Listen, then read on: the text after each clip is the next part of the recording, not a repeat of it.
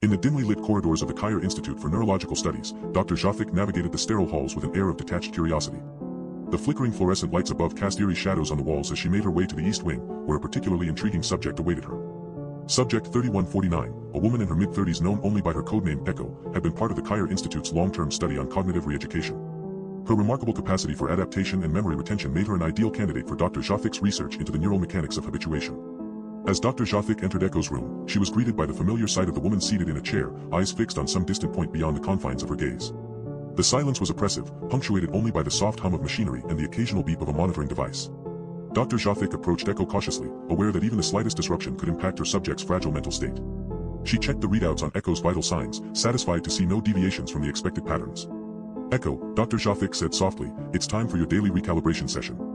Echo's gaze remained fixed on some invisible point ahead as she responded in a flat, mechanical tone, "I'm ready, doctor." The word sent a shiver down Dr. Jafik's spine. Echo's responses had grown increasingly robotic over the course of her stay at the Kyre Institute, and it was becoming increasingly difficult to discern any hint of human emotion or consciousness behind her actions. As the session progressed, Dr. Jafik monitored Echo's brain activity with growing unease. The usual patterns of neural firing were there, but they seemed off. Not in a way that would be noticeable to anyone without extensive training in neurological analysis, perhaps, but something about it nagged at Dr. Jafik's intuition.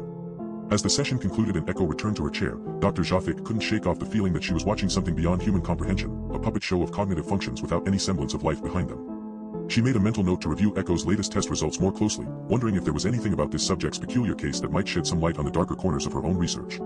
The sterile silence of the room seemed to swallow Dr. Jafik whole as she scribbled down her notes and prepared for another day in the world of cognitive manipulation.